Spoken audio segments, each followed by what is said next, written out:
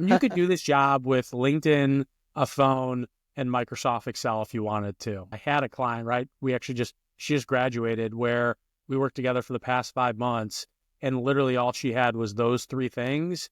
And she built her pipeline up to 300K and also built 160K in the 5 months of working together. A lot of people tend to skip the basics. I think in today's day and age with social media and with the rise of all these tools, which are great, right? I'm a big proponent of a lot of these AI tools. A lot of people, though, they have this shiny object syndrome, right? They jump from one tool to another. They think, oh, if I just buy this, if I just buy this lead database, or if I just buy this sequencing platform or whatever, it's going to solve all my BD issues. And it's just the wrong approach. Really, what you should be doing. Hello there. Welcome back to the podcast. Today we have an awesome guest. We've got Keely Flood.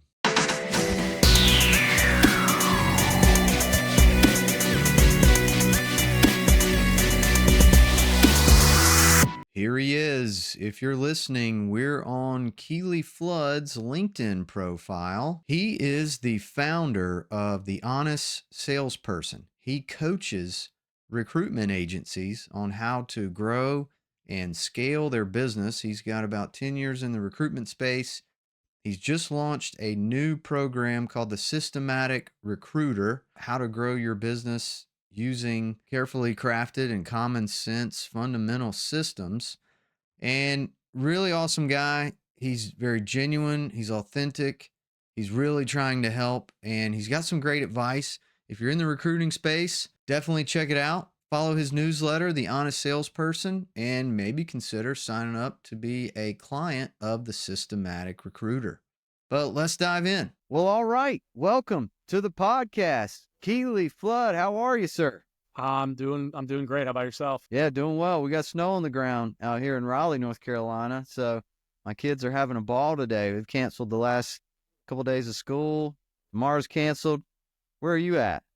Chicago. So we do not cancel too often for snow because that's just the way of life here in the Midwest when it's that time of the year, right? Yeah. What's the temperature up there right now? It's a balmy 20 degrees today, so it's actually on the warmer side compared to the minus 10 or so we had a few days back. So I would consider it it's getting close to summer as far as I'm concerned around here. You're superhuman, man. You're like Wim Hof. Anything below 50 degrees for me is like freezing. Yeah, I mean, my kids love it. They're out. I have to bring them inside half the time when they're out in the freezing cold because they want to play in the snow. And I got to keep an eye basically when their faces look like tomatoes from being all red. It's time to bring them inside, have a cup of hot chocolate before even thinking about going back outside. Yeah. Well, you've got, I think, 4 kids. I've got 3 kids. So we're both like entrepreneurs out here, solopreneurs in the recruiting game. So I'm excited to chat with you, man. We've been connected on LinkedIn for quite a while, and I've followed your content. I've stolen a couple of your wordsmithing ideas for sequence campaigns on occasion. And I get I get some of your emails, the Honest Salesperson emails and the Systematic Recruiter stuff. So I think I'm like squarely in your target market. So I get your stuff. You definitely would fit what I would call an ICP. That's for sure. Yeah, I'm in your ICP. That's for sure. Well, but yeah, you got some good stuff, man. I've enjoyed your podcast with some of the other folks like Digital Recruiter and the Elite Recruiter podcast with Ben Mena, and you've done a good job in those. But yeah, for people who've never seen you before or heard about you before, what's your story? Yeah, so my story is coming up. It's actually almost hard to believe it's almost been 2 years now at this point. I've been running, as you said, an entrepreneur, right? I'm running my own company on the sales consulting and coaching space, specifically for recruiting firms. My background primarily is in recruiting. I actually, like most people, right, stumbled across the industry back in 2015. I'd been coaching college football the previous 5 years, and I just wanted to get, I'll be honest, I just wanted to get back to Chicago. That's where me and my wife are from. We'd been married a year at that point, and I literally was just like, I'll take whatever job that gets me back home and pays me more than $500 a month, which is about what I was making as a graduate assistant coaching college football and working 100-hour work weeks. And I just had a recruiter actually reach out to me, and I was like confused as the candidate. I'm like, wait, I thought I'm working for your company. She's like, oh, no, we have a client that might hire your background. And I remember pressing her be like, well, what do you do then? She's like, oh, I help people find jobs and place them at my clients and we get paid for it. I'm like, well, that seems cool, right? I recruit high school athletes. I feel like I could sell that skill in an interview.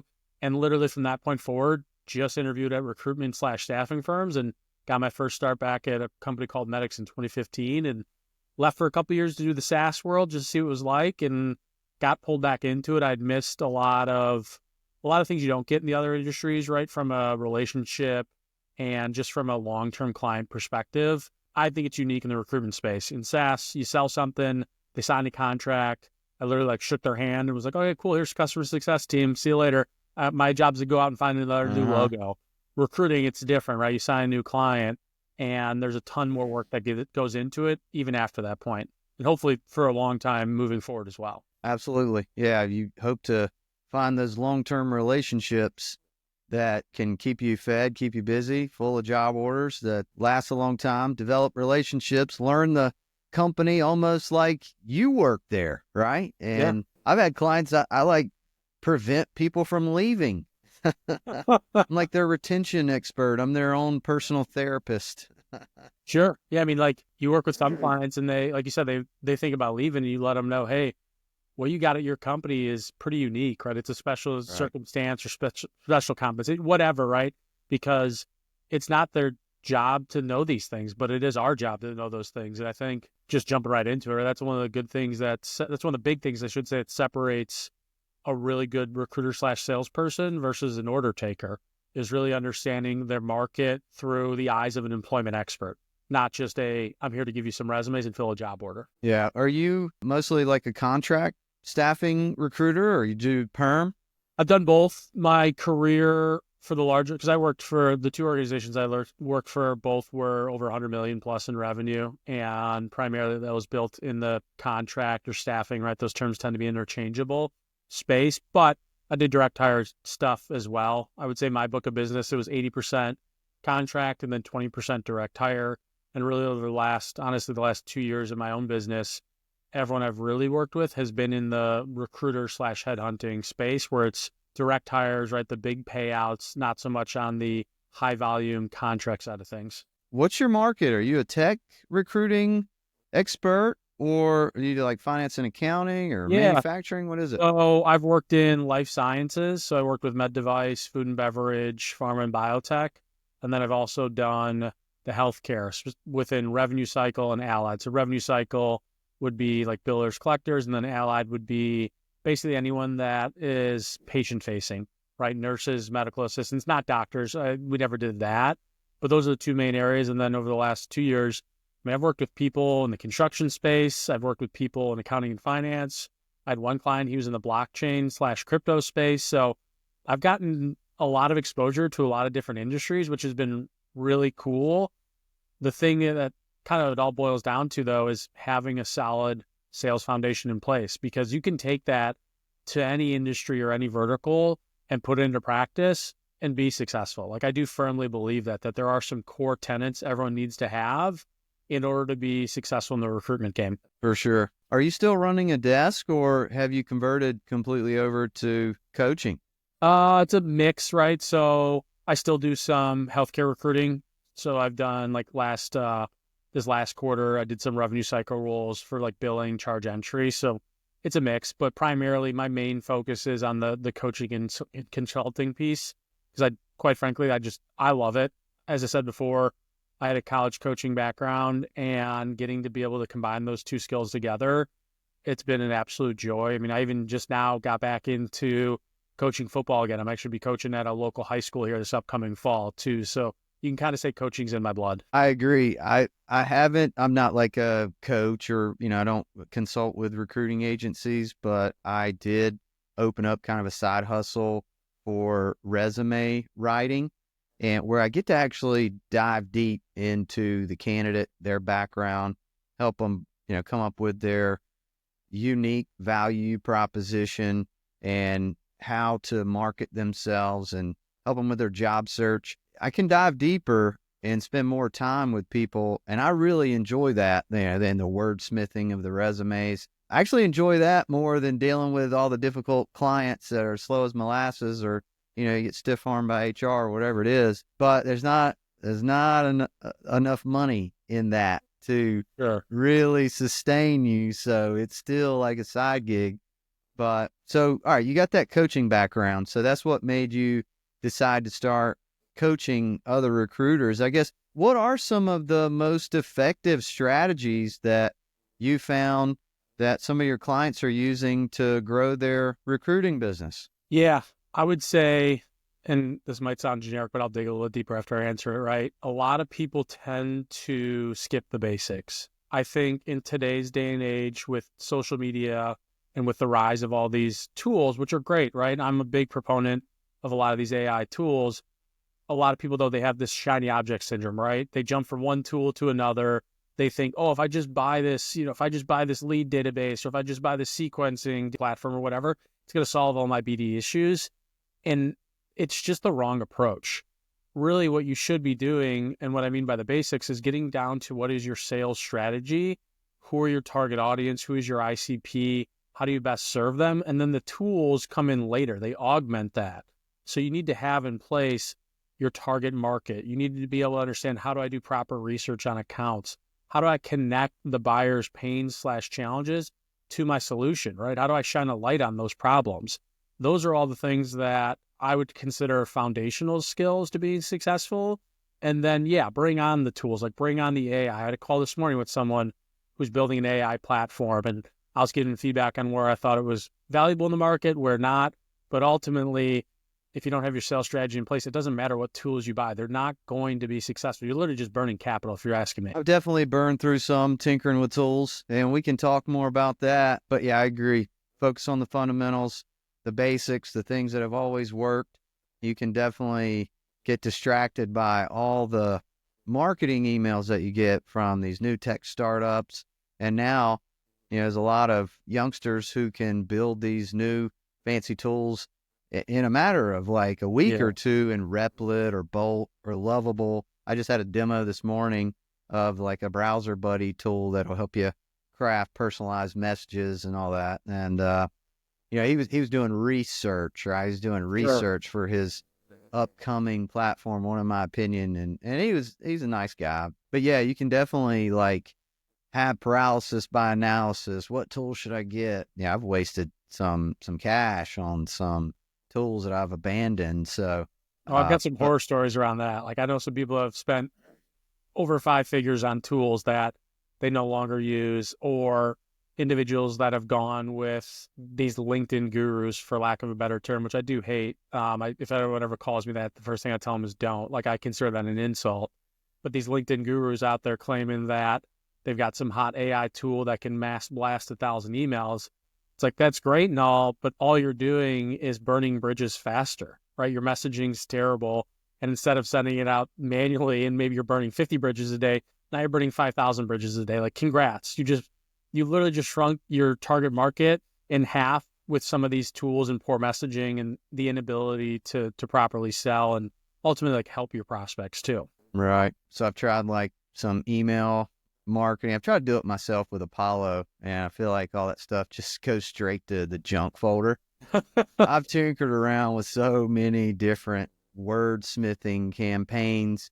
I think you had one where it was like the leftovers, and I even have it in my Apollo still. It's like Keely Flood's leftover campaign, where you're like, hey, I just filled an account executive role with another client, but we had these 3 top contenders that are still available. Should I send you their profiles?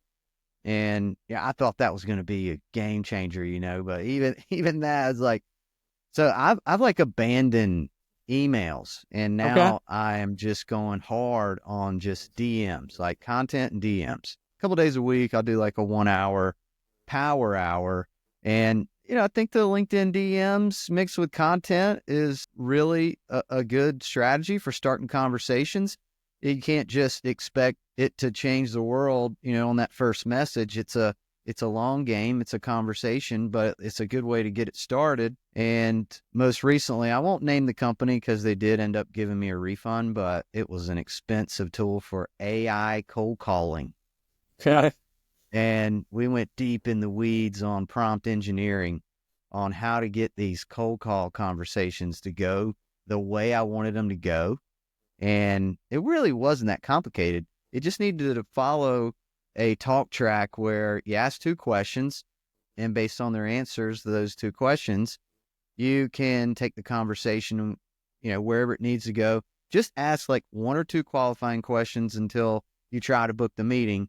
And ultimately, it didn't work. So they ended up giving me a 75% refund. But, stuff like that it just solidifies the fundamentals. Like, don't get distracted by all this stuff, right? You have all the tools you need already. But, to talk about tools, though, what are some of the must-have tools you feel like a recruiting agency absolutely needs to have? Yeah, good question. So I would say, one, this is obvious, like a cell phone. You could do this job with LinkedIn, a phone, and Microsoft Excel if you wanted to. I had a client, right? She just graduated, where we worked together for the past 5 months, and literally all she had was those 3 things. And she built her pipeline up to 300K and also built 160K in the 5 months of working together. Now it got to the point where I told her, hey, we've got the cash now. Let's invest in a proper CRM, because I do think a CRM is a must-have, because it's your single source of truth. It's a way of tracking everything. It's a way of staying on top of stuff. She was getting to the point where things were starting to slip through the cracks because Excel, right, it wasn't designed to be an ATS/CRM. But her story, I always tell people, there's no excuses of why you can't be successful if I know someone that can do it with those 3 things. Now, again, having a CRM, if you can afford it, I think it's an absolute get one, right? Find what works for you. I personally use something called Folk because of its integration with LinkedIn. I love it. I also use Loom.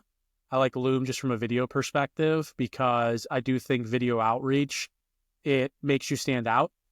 If I'm a prospect and I get a LinkedIn DM with just a video in it, people love it, right? They look at it, the amount of positive responses. They always say, yeah, I want to meet with you. No, but more often than that, I get a, hey, thanks for sending the thoughtful video. Appreciate it. And just like that, a conversation started.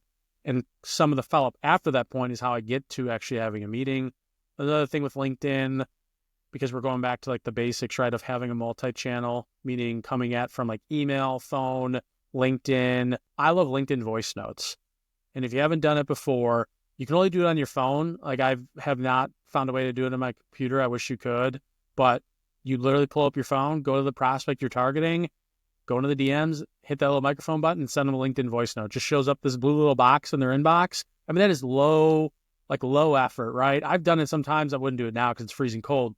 But I do it sometimes where I just go on a walk, right? I'm on a walk. All right, I want to reach out to these 10 people. Pull them up, hit voice note. I'm on a quick little half-mile walk. I send them a voice note. By the time I get home, 10 have been sent out. The amount of positive responses I got from that of, wow, no one's ever done this, or that was so thoughtful. Like, people love it. And I do think with the rise of these AI tools, that human connection is only going to become more and more sought after. So if you hear my voice in a LinkedIn voice note, you see my face via video, that strengthens the relationship right off the bat simply because of those 2 things. Now, obviously, your messaging still needs to be good, right? If you're sending bad messaging, people aren't going to say, wow, thanks for the LinkedIn voice note, even if it was terrible messaging. But I think people want and crave that human connection because everyone's trying to go the mass blast email, AI automation, right? I'll probably have a post coming up here soon. I took a screenshot today of and I know it's AI written, right? Hey, Keely, I saw you like so-and-so's posts. That was intriguing because it's like, oh my God, our prospects, they're getting flooded with this type of garbage. And if you do, the bar's getting lower as far as I'm concerned. It's not raising. The bar's getting lower and lower. If you put in the effort of sending 10 manual videos or 10 manual LinkedIn voice notes, people will enjoy getting that versus this AI crap that's getting sent out everywhere. Yeah, I agree. I have used LinkedIn automation before, and this was prior to LinkedIn changing their rules to limit the number of new connection requests to 100 a week. Sure. And at that point, it kind of killed the necessity of using the LinkedIn automation tools. But some agency owners that I've spoken with, they'll use Dripify, and they'll almost claim that's a must-have, like it's necessary as table stakes. I've Dripify myself. Do I think it's a must-have? It's a nice-to-have. That's probably a better way of saying it. Again, I will push back on anyone that tells me a tool is must-have because I always point to Sam and say, well, she build She's on, I mean, this year she'll bill $500,000, and she did with phone. She had LinkedIn Recruiter, which I know she's getting rid of, and Microsoft Excel. So don't tell me there's a must-have tool out there. They're nice to have tools. What you must have is a sales strategy, a territory plan, account focus, understanding your buyer persona, understanding who your ICP is, understanding what's going on in your industry. Those are all must-haves. All the rest, nice to have as far as I'm concerned. I'm using Recruiter Flow. I'm using Apollo. Mainly now it's for recording meetings and also for finding contact information to put into Recruiter Flow. Basically, I've got a browser buddy on the left side of the screen for Apollo, a browser buddy on the right side of the screen for Recruiter Flow, and I'm just kind of tag teaming those. And then LinkedIn Sales Navigator, that's what I have. I mean, I feel like that's enough for me. I don't really have enough volume to justify the cost of the full-blown LinkedIn recruiter license, although I have had it at all the agencies I've worked at. I just don't need it right now. It's not necessary. I have LinkedIn Sales Nav as well. I like LinkedIn Sales Nav. I've never been a heavy user of LinkedIn Recruiter, so I can't speak too much to it. I just know that Sales Nav does a pretty good job, especially on the BD side of things, that I'm happy with it. Does Apollo integrate with Recruiter Flow for you? Is it able to take those call notes and then drop it into Recruiter Flow for you? No. Okay. If it does, I'm not aware of that integration. Maybe I could come up with something in Zapier if I really wanted to. Sure. But it's not hard to just cut and paste it in there real quick. Honestly, Sure. It's just 2 seconds. But yeah, I was just curious. I have I use TLDV to record all my meetings, and it integrates with HubSpot. So like the moment I'm done, all my call notes drop right in the person's profile.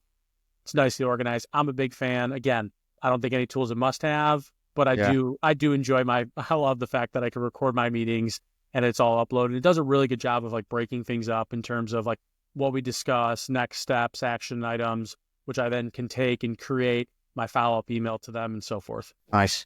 Can we talk about Dripify a little bit more? Yeah. What are some of the best use cases that you've found for that without, spamming people? Yeah. So I'll break it up into two pieces, right? Because if you're a recruiter, more often than not, you are 360, right? You have the fulfillment side and you have the BD side. I think Dripify is great, more so for the candidate side of things, because one, it can automate connections. It can then automate the messaging. And when you're reaching out to candidates, to be quite frank, it's an easier conversation, right? If I'm reaching out to you and you're making $150K as a software engineer, let's just say, and I'm reaching out with my messaging of some job that's offering $200K software engineer, chances are you're going to at least ask a question or two more, right? A conversation will get started. So I'm allowed to be a little bit more general in my outreach messaging on the candidate side.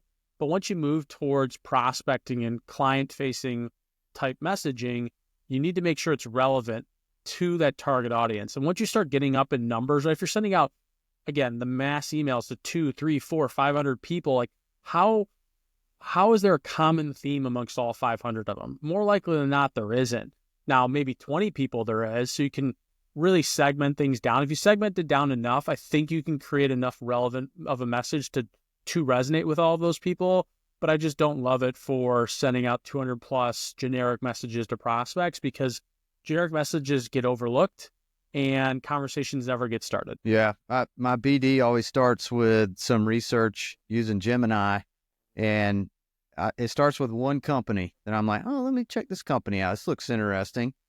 And I have Gemini do all the research for me. Hey, tell me this company, their top 25 competitors in this space. Give me all this information in a table format, and then I'll kind of keep track of that in an Excel or Google Doc. And it'll start with like just a connection request spree. And as the connections get accepted, I kind of let them marinate for 3 or 4 days. And that's why the content is good, because you show up in their feed for a little bit before you actually hit them with a message. You don't want to do the pitch slap. But the best response rate that I've seen, because I've tried the audio DMs, I've tried the videos. Man, I've spent so much time trying to send like video DMs. I've probably sent 300 video DMs, and I can't trace any back to like landing a client. Like I get a lot of, man, how'd you make this video? This is incredible. Like we don't have anything. or actually, I'm looking for a job. Okay. I'm a magnet for approaching hiring managers, and then they raise their hand and say, actually, I'm looking for a job. That's what I found that content does too. It's you become a magnet for more and more candidates. Sure. I mean, So I think one of the things that's so unique too about the recruitment space, not to like cut you off, but clients become candidates and candidates can become clients. That's what's so cool about it is if you are having those hiring managers saying, oh, I'm interested in a job, you can help them out, right? Beyond just finding a role for them. I think that's where a lot of people make the mistake of, oh, I don't have a job that fits your qualifications or what you're looking for. Like, understand a lot of these individuals, they may have not interviewed in years, right? Like, there's some people that haven't done video interviews, let's just say. They've always done face-to-face. Like, there's ways you can add value to the candidate relationship beyond just, hey, I have this job, right? It could be, let me look at your resume. Let me give you feedback. Let me give you interview tips, right? Let me tell you who's hiring. Like, I don't work with this client, but based on what you're telling me, I would recommend you go check it out. It might be worth a fit. Even if they land there, sure, are you getting the fee? No, because they're not your client. But guess what happens when they land there? They're like, hey, that Keely guy, he helped me out. Like, he did a great job. If and when the time comes that I'm allowed to work with an agency, I'm reaching out to that guy because of what he did when I was in need of a job. It wasn't just he placed me somewhere. He added value to the relationship beyond just that. yeah, I try to always remember that. You got to be careful not to, waste too much time with the bleeding heart syndrome, right? Spend too much time with the candidates. But yeah, those helpful hints and things that you can give people. I mean, why not? I'm a Christian, and I feel like everybody that kind of comes into my path, right? The Lord has brought you in front of me somehow, right? We're connected for a reason. So I take that responsibility seriously. If you're coming to me for help, I'm going to try to do what I can for you. And that's just kind of how I have to operate, to sleep at night, right? Sure. What goes around comes around, right? There's that saying too. I firmly believe in that as well. It's like you just connect good people with other good people and great things happen. I had just had that Right. just this week. I'd met someone through LinkedIn 6-7 months ago. We struck up a conversation. I realized he would be someone that I should introduce to an old college football buddy of mine. I introduced him 7 months ago. And just this week, my college buddy hired him at his company. So it was like, hey, you just help out people and good things happen.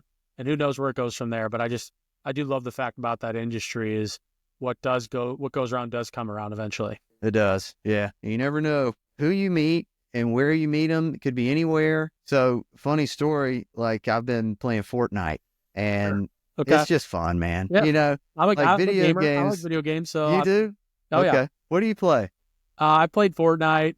The newest one that just came out was Marvel Rivals is all the rage. So I've been Okay. playing that. I've been playing video games since I was like 8 or 9, right? Like I played on the original like Super Nintendo playing Super Mario Brothers. I remember that as a kid playing them at my grandfather's house. So it's been in the coaching parts in the blood, but a gamer's even more in the blood if I'm being honest. It's insane how many people play video games. Like almost every dad in my neighborhood, they're playing something, Right. Yep. But so, playing Fortnite, one of my neighbors jumps in, we hop into a team together, and then he has a buddy join, and then they get into a conversation about work. And I'm like, hey, you guys work together?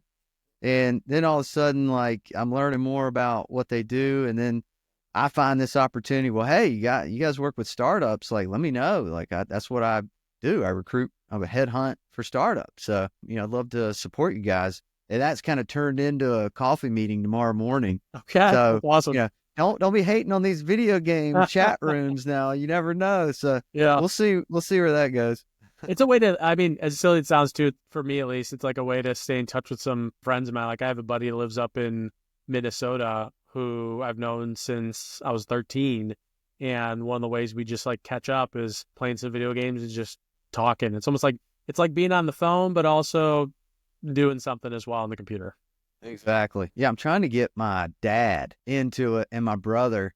So I'm like, whenever the kids go to bed, we can hop on for an hour and shoot the shit and try to snipe some people. It'll be fun, So what I was going to say about that, like you were talking before about your messaging, if it's not already a client, you should always approach the situation by, hey, you need candidates, but also, are you looking? Don't just approach them from one angle, right? Also open the door for opportunities. The best response rate I've gotten when somebody connects, of course, say, thanks for adding me. But, thanks for adding me. By the way, I specialize in helping, X, Y, and Z companies like yours recruit talented, whatever they need, right? Yep. And since early last month, I've been making a push into your industry. Name 3 of their competitors, companies like X, Y, and Z.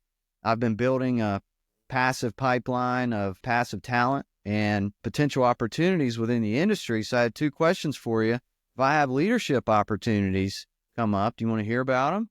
Number 2, if I come across talented people that would report to you from your competitors who are quietly looking, should I share those profiles with you? And that messaging has started more conversations than any other wordsmithing that I've been able to do. Sure. I mean, you're coming in from a sense of, hey, I'm just trying to help you out with whatever stage of your career you're at, right? Are you at the stage of hiring somebody, or at the stage of looking to make a change? The last stage is they're just not interested in either of them, and they tell you no, and you're right back where you started anyways. It's not the end of the world. Now it just becomes, okay, cool, you're just not the right fit right now. Time to move on and find someone else that is. Right. However their answer, load them into your CRM, maybe put a follow-up task. Not maybe, you definitely should. Like, you should always have some sort of system in place to follow up, whether it's a long-term, right, nurture type where you're maybe touching base once a month, once a quarter, or if there's more opportunity there, you might say, hey, look, like, I'm going to follow up in 3 to 4 weeks here because I know they're hiring, or I know historically they're hiring, or they're the perfect fit for me, and I'm going to continue to prospect in there and try to win their business. Absolutely. Yeah, you talk a lot about playing the long game, trying to break into clients, and the stats just keep getting more and more ridiculous with the number of touch points that it takes to actually break into a new client. At one point it was 5, and then it's 6, and now I think it's up to 8 or 9. And it's like next year it might be 10. So it gets exhausting. But that's why you got to have a systematic approach to it, because otherwise you're just going to keep failing. For sure. Things will slip through the cracks. You'll lose momentum, right? There's nothing, I mean, truly, I think, at least on the sales side, there's nothing worse than like calling into a place only to find out they just signed with, say, your competitor. And then you look at your notes and you realize you'd reached out to the same person 3 months ago and didn't do anything with it again. And it's like, man, if I just stayed front of mind or stayed on top of what I was supposed to be doing from a process standpoint, that could have been my client. And the story I always tell people, because early on in my career, I remember it was a large organization. I knew they worked with multiple agencies. And I sat down with the manager and I asked, hey, what determines who gets the call, right? You've got 6 different people to choose from. Who gets it? And his response was whoever's business card's at the top of this pile. And I kind of like, in the moment I laughed. I was like, okay, like that's kind of funny, but also like, what the hell, man? And then when I left, I realized, at least how I took it is, it's whoever's top of mind, right? Who's top of mind for this individual? Because that's what he meant by whose business card's on the top of his pile. It's, hey, who's coming by? Who's staying in touch with them? Who's understanding what's going on in his business? Because that's who he's going to turn to in the time of need, not the one person who pops by once a quarter says, hey, you got job openings? Nope, cool, see you later. And then they come back 3 months later asking the same thing. Like, why would you ever want to work with someone like that? Absolutely. Are you recommending every recruiter kind of grow their personal brand on LinkedIn and social media and try to stay top of mind that way? Yeah, I mean, I don't think there's anything. I was about to say you can't hurt yourself, but you can, because if you're putting out stuff that hurts your brand, obviously that's a negative. But yeah, I'm all for, I mean, I've been posting on LinkedIn coming up on, it'll be 2 years here soon, almost every day, right? So that'd be almost 700 plus times I've posted on LinkedIn. I think it's a great way to attract your ICP and stay top of mind too. It's also an easy way to just start conversations, because if someone's liking your content, stopping by your profile, following you, right? There's nothing easier than reaching out saying, hey, I appreciate the support. Anything I can do to help out? I do that literally every day.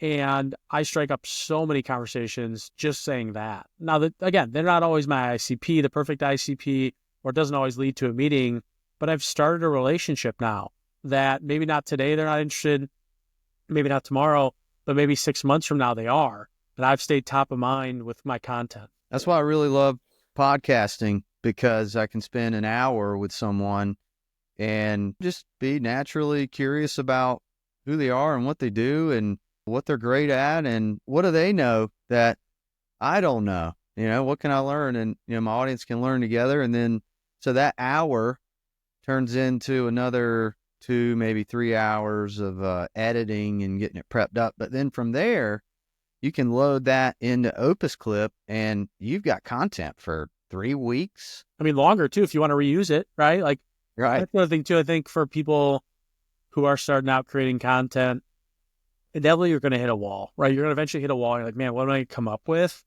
Repurpose, reuse, right? Go back to some of your best content, your best posts, repurpose it, meaning like reformat it, different hooks, right? Slightly different body structure, but generally the same message, or reuse. Like, I've used literally the same word for word post multiple times over the course of the past year. And some people will say, hey, it'll hurt your reach. Like, I don't believe that at all, because the posts I've reused, maybe the first time they did 5,000 impressions, then the second time was 10,000, then the third time it was 30,000. It's like, hey, if it's good content, LinkedIn, one, it wants it because it keeps the audience on their platform longer. And two, if it's good content the first time, as your audience grows, there's going to be people that didn't even see it the first time, or maybe they saw it and they don't remember it, or maybe they saw it and they're glad to be reminded of it again. It doesn't matter, right? Just repurpose, reuse your best content and put it back up on LinkedIn. Yeah, I was told by the owner of Demandy, he's also Blake Williams. He's the last person I had in the podcast, and he's super smart, by the way. His platform is meant for content creators, and it'll help you come up with like really niche ICP driven content that you can just kind of read and film yourself reading this targeted content. And then his platform will just go ahead and edit those into clips for you. And it's called Demandy.co. It's a new platform, but he was saying you can repost stuff every 90 days. Yeah. I've heard some of the bigger creators have done the same thing. Yeah. I would say I try to do between 90 and 120. Like, I'll mess around with that number. Right. And then I'll even go back to previous month's posts, what did well, and then look to repurpose it, right? Meaning like slightly different hook, slightly different body layout or format. But again, the messaging remains the same, because then my audience knows me for this particular topic, and it builds my brand as like, that's the person. If I ever want to talk sales, right, that's the person I talk to. Or if I ever want to talk about recruiting, here's who I go to, because they're always talking about that, just in different ways. Yeah, that's my biggest problem. I think I confuse the algorithm with some of the stuff I post, because honestly, man, I get bored talking about the same thing over and over again. But if you really want to amp it up and gain the following, that's what you have to do. So for sure, it's just a challenge for me to do that. It can be challenging, I guess. Yeah, if you're talking about the same thing over and over again, but you're just reiterating to your audience who you are and what you stand for and what your brand is. Because I mean, I can't tell you the amount of times people have said like, oh, I really like that idea. I'm like, I post about this thing like 5, 6, 7, 10 different times. I've written newsletters about this exact topic multiple times, but for them, it was the first time either they saw it or the first time it like really resonated with them enough that they dug a little bit deeper into it, and they actually took the information and started to assimilate it in their own day-to-day activities. So that's like the thing. It's just, you got to repeat the messages over and over again if you want to hit home with your target audience. Let's talk about your 30-30-30 method that you post about quite a bit. I was looking at that. You've noticed. I've reused that similar.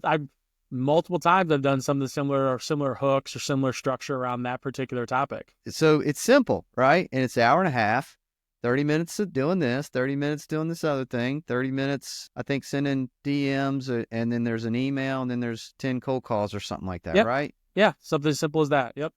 Yeah. You can't get any easier than that. Just budget 90 minutes and do that every day. I can't claim to be that disciplined. I get distracted with all kinds of stuff. I have good days and bad days, and I think we all do. But now, whenever you send 10 carefully crafted emails and then also 10 DMs, are those to the same 10 people, or are you talking about 30 different individuals approaching them in a different way? Yeah, good question. So each prospect should get hit from each one of those channels, right?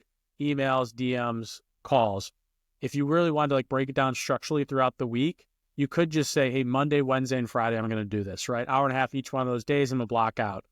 On day one, I'm going to send out 10 LinkedIn DMs to this group, 10 emails to this group, 10 cold calls to this group. on Wednesday, next day, right, day 2, let's call it, we rotate, right? So that first group is now in bucket number 2, the second group's now in bucket number 3, and you just keep going through it that way. The goal being with that approach is it's multi-channel, because as you said a few minutes ago, the number is increasing in terms of what it takes to get a meeting. Last I saw from like a Salesforce and HubSpot report was 8 touches before prospects even take a meeting. So you have to come at it from, hey, I have to have multiple touches. The other thing too is I'm a big believer it has to be multi-channel. You can't just rely on email. You can't just rely on LinkedIn DMs. You have to figure out where's it my prospects want to be met at. And the best I always give about this is I was working with that blockchain client I was talking about, and we were in the first couple of weeks working together trying the traditional channels, right? LinkedIn, email, cold calling. And we're on our one-on-one call together. It's like, hey, hold on, I got to respond to this client. She's messaging me on Telegram, which I knew a little bit about it. Telegram is a messaging app. And I'm like, wait, is that common practice? He's like, oh, everyone's on Telegram and crypto. Like, they're always messaging that way. And also, like, later on, he said something like, I don't know how these CEOs every time run a company, they're always out there tweeting. I'm like, well, what do you mean? He's like, all the CEOs in the blockchain space have Twitter accounts, are constantly out there tweeting what they're up to. I'm like, okay, hold on. So you're telling me your prospects spend a ton of time on Telegram and Twitter, and here we are trying to reach out to them on LinkedIn and email. Like, let's just scrap it, right? Like, let's come at it from a different channel. And within 3 weeks, he signed a $90K retainer with a client that he got via Telegram, because That's he came incredible. at multi-channel, right? And he met his prospects where they want to be met at. More often than not, you don't know where they want to be met at unless you try from different channels.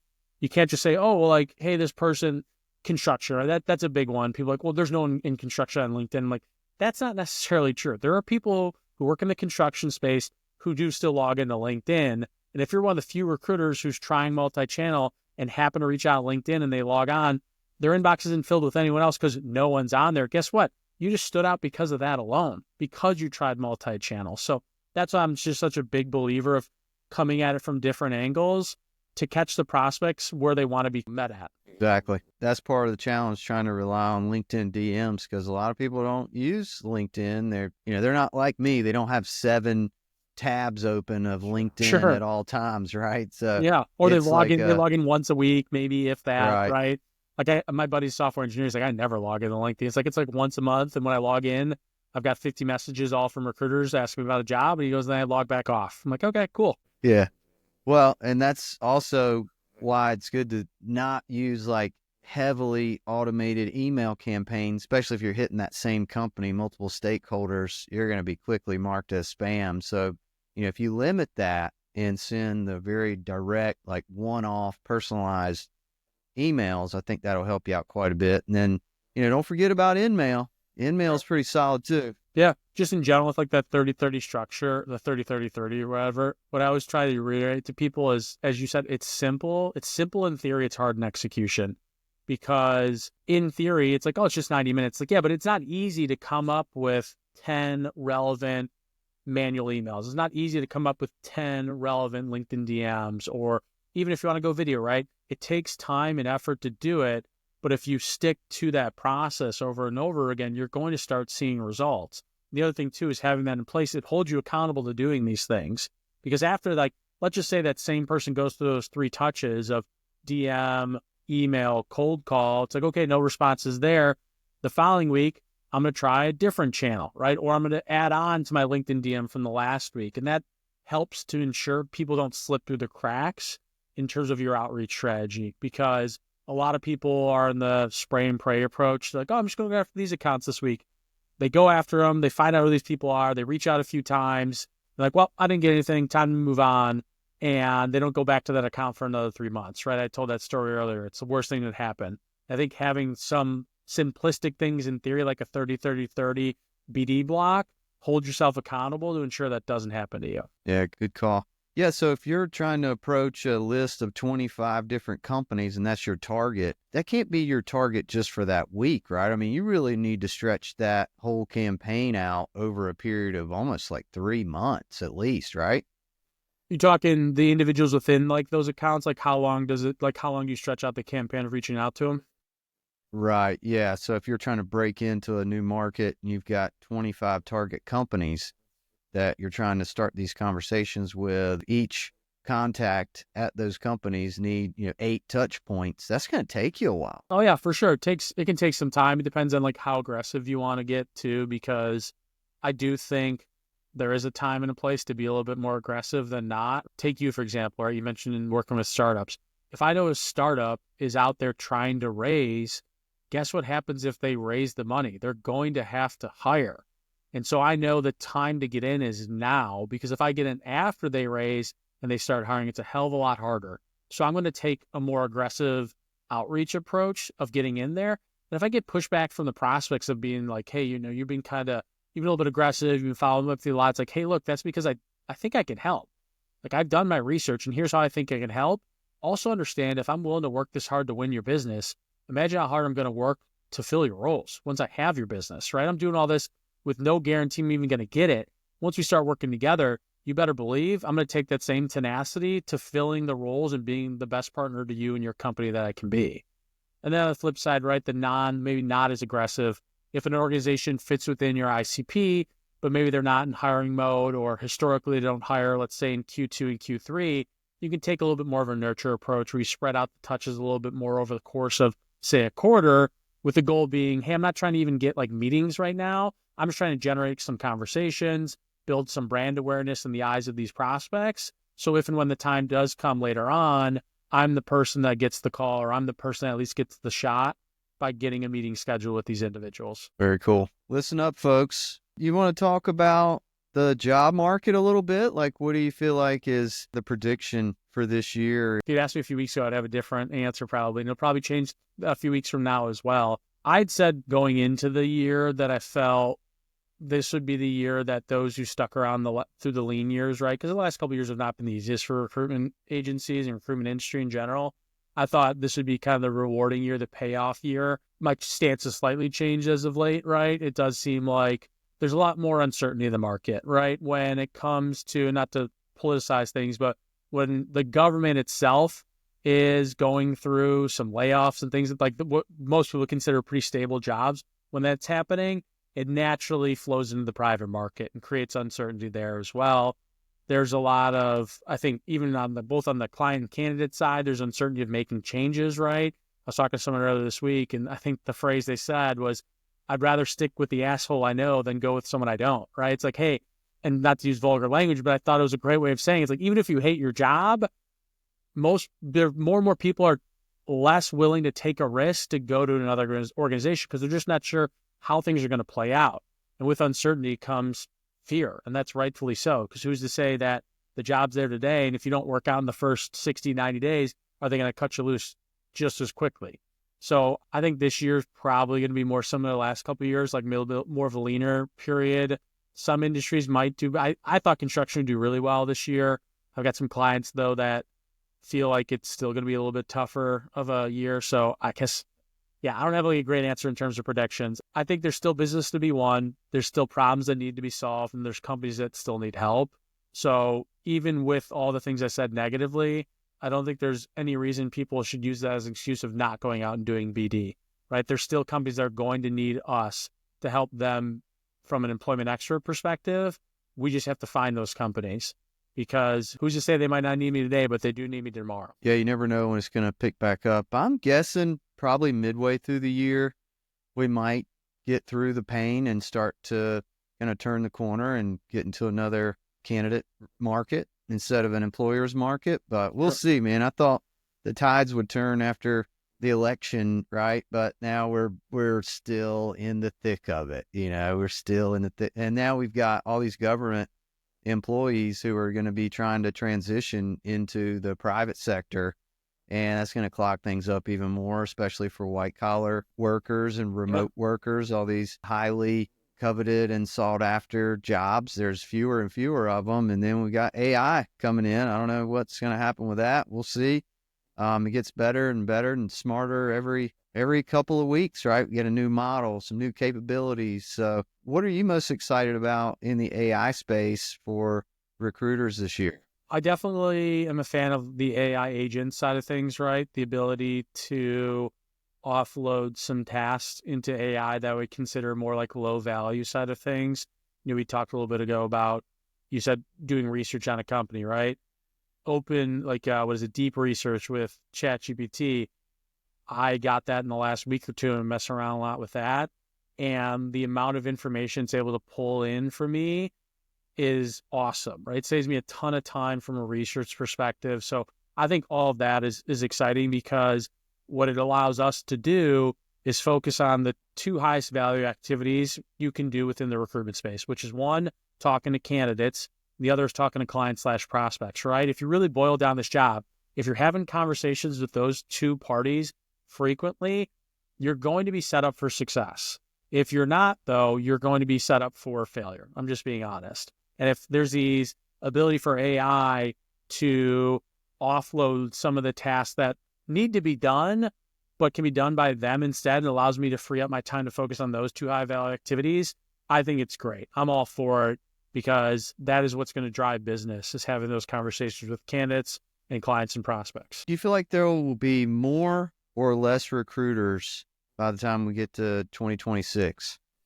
Less. Like, I just think it'll be less, because if AI can handle, hypothetically, if AI can do 50% of my job, well, I'll hand off that 50% and I can run them with a leaner team, right? If it takes 10 people to do the job without AI, if AI could do 50% of the job, I can do the same amount of output with 5 people. So I do think there'll be less recruiters as a result of it. The only caveat to that could be around like adoption. I think that's the one thing no one really seems to be talking about, is user adoption in terms of AI driven, like you talked about the AI driven phone cold calling or AI outreach, right? I wouldn't be surprised to see some regulation coming in place around how these AI bots have to identify themselves. And then the user, aka the candidates or the client/prospects, can opt out of it. That is one of the biggest things, is user adoption, is getting people to be bought in, because they're just not used to it, right? Like I myself, like I'm getting closer to 40 here. I sure as hell wouldn't trust AI to find me a job. I'm not going to believe it's going to have my best interests at heart. I'm not going to believe it's going to know where I'm the right fit.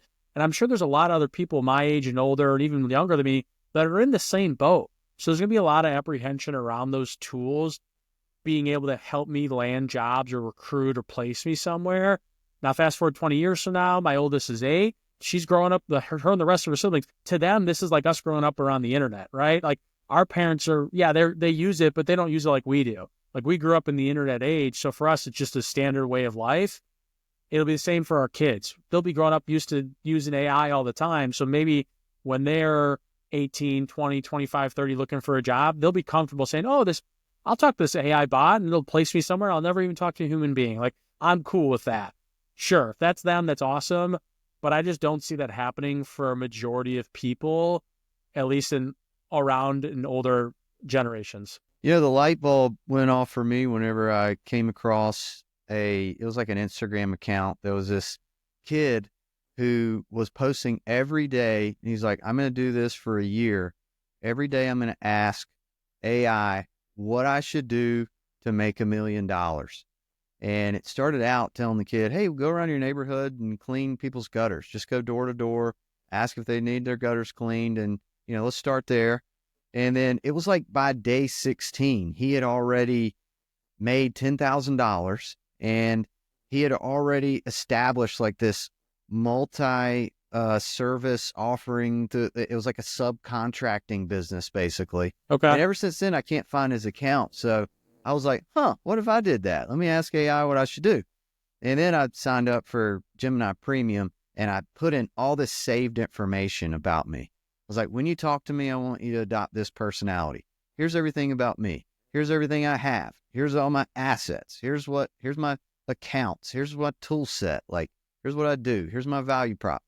I was just trying to give it everything so that whenever it answered a question for me, maybe it could shed some extra like personalized light, but it told me to kind of do the same things that I've already been doing. So it wasn't like a game changer yet. Sure. And AI is still just trying to make you happy, right? It's trying to give you answers that it thinks will make you happy. I'll know that there's really been a shift whenever it stops doing that and it actually says, hey, what are you talking about? Like, why are you even asking me this? Stop right there. Here's what you need to do. Yeah. Like, forget what you just said. Here's what I need you to do next. And like, start being like very ball busting coach. That's what I want. out Sure. of my AI, and it's just not there yet. No, a couple of things. One, I'm curious that individual you're describing, if their account got banned because they're straight up lying, right? Because social media is one thing when it comes to people project a certain persona of, hey, I made X amount. Maybe they weren't truthful would be one thing. That's where mine went right away. The other Maybe. thing too, around the AI piece, like I wish I had it saved to properly quote it, but I did come across somebody recently had said that for all the accolades we've been given to these AI and LLMs, right, is that it's essentially contextualized all of human knowledge at this point, right? That's basically what the quote was saying. And yet it hasn't come up with one single breakthrough idea yet, right? If you as a human being could somehow contextualize everything we've ever learned in your brain, you would have made some connections by now, right? We would have been able Right. to figure out like X is being caused by Y because I understand all this knowledge, and AI hasn't done that yet, right? To your No. point, it's just feeding back what you're telling it to do. So again, I think it's an awesome tool. Definitely use it, but it's nowhere near right now to being what the AGI, right? Like it doesn't think for itself. It hasn't, again, it hasn't cured cancer yet, right? Like we've all thought that's a possibility. It hasn't cured diseases. It's made no connections between all the knowledge it has to create anything of breakthrough yet, right? I'm not saying it won't, because the other quote I always think of that someone said is the AI today is the dumbest version it'll ever be because it's only going to improve, which that was both exciting and terrifying, if you ask me, because of the whole Skynet stuff. But it makes a good point. It's like, hey, it might not be able to do it today, but who's to say it won't 5 years from now, 10 years, or hell, even 5 months from now? I don't know. But as of right now, it has made no connections, no breakthroughs. It is simply regurgitating information back to you by prompting it the right way. Exactly. I oscillate back and forth between, holy shit, AI's taking over. Like, what's the point of doing anything anymore? Like, I should Yeah, just go be a plumber or something. And then I also come back to, wait a minute, if unemployment gets so bad where AI is taking all the jobs, right? And there's no need for recruiters anymore, no need for any white collar workers, basically. yeah, And the employment gets like depression level, then the government will step in and ban it. So, we don't have that much to worry about. But the bigger issue is all this AI automation. It's just a drudge of automated, vanilla, detectable AI generated messaging in your emails and your DMs. And then the videos are AI now. yeah. And it's like, I just want to turn all that off, man. I want to ban it right now. And Right. let's just be humans again. Forget about this AI stuff. Let the scientists use it for research discoveries and help us to live to 250 years old, whatever. Okay, use it there, but for like content, for sales, like let's just be humans here. Right, which I think ties into what we talked about a little bit ago, right? The human element, the manual LinkedIn voice notes or the videos or whatever, because you're not alone in your sentiment of I'm sick of this AI garbage. If you, as a business owner of a recruitment business, yes, I'm sure you get spammed from time to time for people trying to sell you something.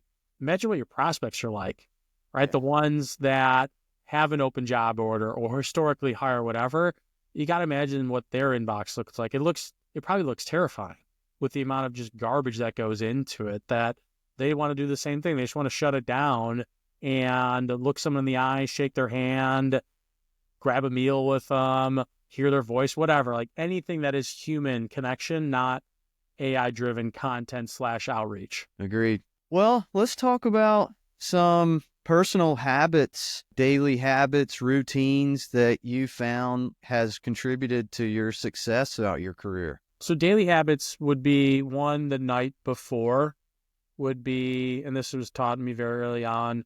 So I think I'd mentioned that company Medics I work for, they always hammered home what they called A and B time, right? A time is where you should be focused on the high value activities of reaching out to candidates, reaching out to prospects. The B time is like kind of the downtime where you should be preparing for the next A time. So at the end of the day, you should start preparing for the next day. Who am I reaching out to? Who are the candidates? Who are my prospects, right? That way you come in the next morning. Yeah, you might catch up on an email or two. You might do a few kind of busy work type items, but your day's already been kind of planned out in terms of your outreach strategy that you can spend more time executing on it and less time planning it. So that's, I think, a huge habit is basically it's almost like your shutdown period. Hey, how are you going to shut down from work / prepare yourself to be successful the next day. And then during the day itself, I think it's so important to time block things because I think it's called Parkinson's law, where work expands to the time given. So if you give yourself an hour to make 10 cold calls, guess what? It's going to take you an hour to make 10 cold calls. If you give yourself 15 minutes to make 10, you'll probably get it done in 15 minutes. So time blocking your activities and then shutting everything else out, right? Shut down LinkedIn, shut down your email, which I know for me early on in my career was hard. Actually, one of the best things I ever did for my career was I turned off push notification of emails to my phone because I was so bad about I'd be on the road, I'm away from the office. Every time I'm getting the ping, I'm looking at what's this email? A lot of the time it was just internal communication occurring, but it distracted me from my task at hand, but I turned it off. The only time I would know what happened was I had to go and actually open the app. So doing things like that allows you to focus in on what's important, what the task is at hand. And there's been a ton of studies done on this, right? You can use the Pomodoro technique, which is where you work hard for 25 minutes on a single task, and then take a 5-minute break, and you repeat that over and over again. But what I really like about that and what I've read about with studies is if you context switch, right, meaning you move from one task to the other, it takes your brain like 15 to 20 minutes to get back into the flow. So if I'm there saying, hey, I just want to send out manual video messages to these 20 prospects, and you get 5 in, and then you get distracted because someone sent you a LinkedIn DM or you respond to an email or someone calls you, it's going to take you 20 minutes to get back in the groove of doing that first task. So that's why I can't reiterate enough, like time blocking things for specific activities can help you become more effective and allow you to use the time we're all given, because we all have the same 24 hours a day, better than your competition.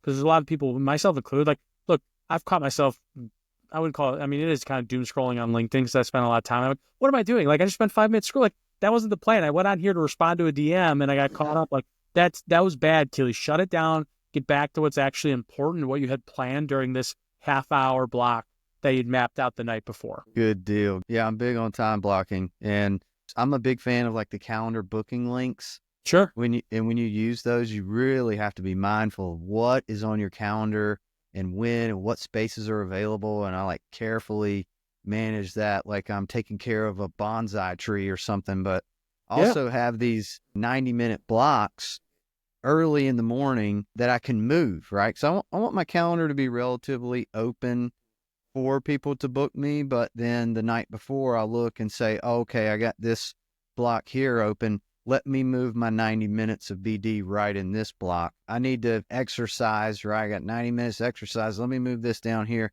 Oh, okay, I got a lunch meeting today. I need to bust out my exercise first instead of doing the BD, and then I can do the BD after, and then I need to also block time to send, to actually work on delivery, right? Right. Do the recruiting, send resumes to hiring managers. So there's so much to get done in a day. It's really hard to stay disciplined when those things do pop up on your calendar. That Pomodoro method's probably pretty solid, but it's hard to throw in like 5-minute blocks. Yeah, I mean, those 5 minutes, right? Get up, walk away from your desk, grab some water. I mean, if you want to doom scroll on, Twitter, LinkedIn, whatever, go ahead, do it, right? That's your time. But then know when that timer's up, it's time to get back into whatever you had planned out for the next block of 25 minutes. And they do say, too, with this technique is it's after 4 blocks of doing this, you take a longer break, like 15 to 20 minutes, right? Go for a walk, get outside if you can, like just walk away, give your brain a rest. I mean, when it gets ice out, I do go for walks because I have like a little loop in the neighborhood. It takes me 12 minutes to go around. I can get back, sit down on my computer at that 15-minute mark, and I feel refreshed because I got outside. I got a little bit of exercise because I'm walking. I don't know if everyone's ever seen like the brain scans of people of like what a 20-minute walk does to your brain versus like sitting at your desk for like a couple hours. Newsflash, the one sitting at their desk after a couple hours, the brain activity starts getting very low.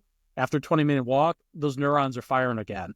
And some of my best ideas have come on those walks. I'm noodling on something, I'm on a walk, and halfway around the block, like, oh, that'd be a good idea. I should do this, or I should write about this, or I should send this message, because activity gets the neurons firing again, and it gets my brain to work at the level I need it to be successful. Great idea. I need to do that more. And I've got a nice little pond in walking distance to my house, and it would take about 12 to 15 minutes to take That'd be that perfect. loop and come back home. So I need to do that more often. But I'm not like Wim Hof, right? When it's cold outside, I ain't going out there. That's fair. Because I got a treadmill right in here in the office. Oh, there you go. So yeah, I'll like turn on something on my YouTube watch list and do that, or I'll just walk with like my phone in my hand, responding to DMs. It's just like, Sure. even when I'm exercising, I'm still working. I sent LinkedIn DMs when I was at the gym this morning, so I understand where that's in between Yeah. sets. Like, might as well respond to these people. The last thing too, in terms of things you can implement in your day to day, or just like things that have been helpful, is just celebrating the small wins. I think I've gotten a lot of feedback on this over the last couple of weeks, ironically too.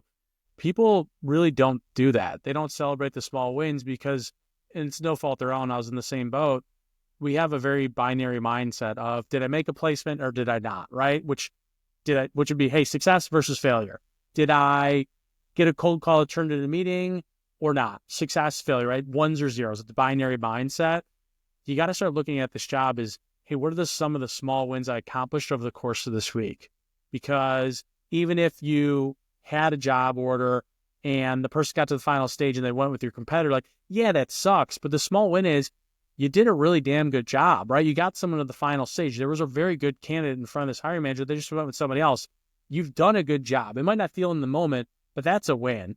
And if you even go back behind that, it's like, how did you get the job order? Is this a new client? Well, you must have done something right to get the rec in the first place. There's a small win for you. Did you have a cold call that didn't get a meeting set, but you learned that they use recruitment partners? Boom, small win for you there. Did you talk to a great candidate who's passive, but they're not looking for 3 to 6 months? Small win right there. Those things start stacking up, and it stops you from going insane. Because I did. I literally, at the peak of my career, when everything was going great, I drove myself crazy. Like, I just went down a deep pit of despair because I only looked at things as, did I make a placement? Did I generate X amount of revenue? No, failure. Failure week, failure week, failure week. That's just a bad way of looking at it. And it'll crush your mental health. It'll crush everything. It'll crush your will to do this job. So I cannot reiterate enough like how important it is to identify the small wins and celebrate it, that you actually accomplish those things. Because you do enough of that, the big wins will show up. I can promise you that. I'm guilty of that. I don't celebrate the small wins enough, but I'm also very numb to just bad things happening. Okay. Right? It's just, Fair. it doesn't faze me anymore. I'm just, all right, cool. Yeah, it didn't work out. On to the next, because there's always setbacks and disappointments. But just this morning, I thought I was going to sign a client and get a job order, or actually 3 job orders. It was a follow-up from a LinkedIn DM. I got the green light to send candidates. I sent 3, quick feedback. He wanted to actually express interest in interviewing 2 of them, but he's going to a conference and he's going to be out of town for a week and a half and follow up later. So I would follow up and I didn't hear anything. And then we had a couple meetings scheduled. They got pushed at the last minute. Then we got into a period of time we were going back and forth over email, and he was wanting to talk fee and what my specialty was and can I deliver this skill set. And I kept bringing my A game to those. And I was like, all right, I guess we're doing this over email. Then it seemed like we were moving forward. I sent him a copy of the agreement. I also sent him 5 more candidates from his industry, the skill set he's looking for. And then here we go. 2 weeks go by. I'm following up, nothing, ignored. And then all of a sudden he shows up on my calendar. He's using my booking link, booked a meeting. And I'm like, here it is. Here we go. We're going to get this thing started this morning. And when I get to the call, he's wanting to just confide in me a little bit, like, hey, I'm actually looking for a job, man. We had some changes to the company. Can you help me? And I'm like, oh, you're going to have some job orders, bro. Yeah, that's rough. That no matter how long you're in the industry for, that's still going to sting a little bit. But yeah, to the point of like small wins, right? You had to have done something right to get the guy's attention in the first place, to get the opportunity to send candidates over, to continue the conversation, to even having them set time on your calendar to talk and confide in you. Like, all those were wins, even though they might not feel like it right now. It means you're doing something right, because that doesn't happen to everybody. it doesn't. Yeah, it doesn't. But just keep going no matter what. So I like that tactic. I was going to ask you about how to stay positive and resilient, in the face of a lot of setbacks that you face in this profession, right? So You nailed that. All right. You've been an awesome guest, Keely, man, this has been a fun conversation. If you're an agency recruiter, if you're running a recruiting agency, check out Keely. He's the honest salesperson, and also he's got a program called the Systematic Recruiter, right? Yep. Yeah, I've been building that kind of behind the scenes a little bit. I've been waiting for a day to unveil it, but yeah, that's part of it too. Yep. Okay, well, where can people find you? LinkedIn's the best place. I post content on there every day. You know, we've talked about processes. One of my processes every morning, I have a cup of coffee and I send out DMs to every single person from the day prior from who's engaged, viewed my profile, followed me, right? I'm always available on LinkedIn. Let's just say that. It's the best place to find me and reach out to me. Very cool. And what is your Fortnite gamer tag? You know, Oh, in case I man. want to find you and squat up with you later. What is it? I haven't played in a while. It might be Variants. I think that was it. The gamer tag I made when I was in 5th grade, I want to say. Back when the original Xbox came out. It's Deadly Variable is the name of it. Because being what are you in 5th grade, a 10-year-old boy, I wanted the word deadly in my name, and I forget what I originally put. And Xbox is like, name taken, would you want this? And I was so pumped because Xbox Live was, new, right? I was so pumped to get online, and I think it was probably Halo to play. I was like, Deadly Variable, cool enough, right? Took it, went with it, and I even, my brother's a few years younger, his buddy even said to me, he's like, that is, to me, the most iconic gamer tag because that's one of the first ones I ever saw. So Deadly Variable is the original gamer tag that I have. Love it. I'll remember that. And if anybody else is listening, if you're in Fortnite, check it out. I'm at Balake, BALLOCKAYE. Yeah, we can squat up in there. Hey, man, it's been fun. And I appreciate you having me on. It's been, like you said, it's been a great conversation. I couldn't thank you enough for having me on today. I enjoyed it. You've been a great guest. Thank you, Keely. Thank you. Have a Take good care. one, sir.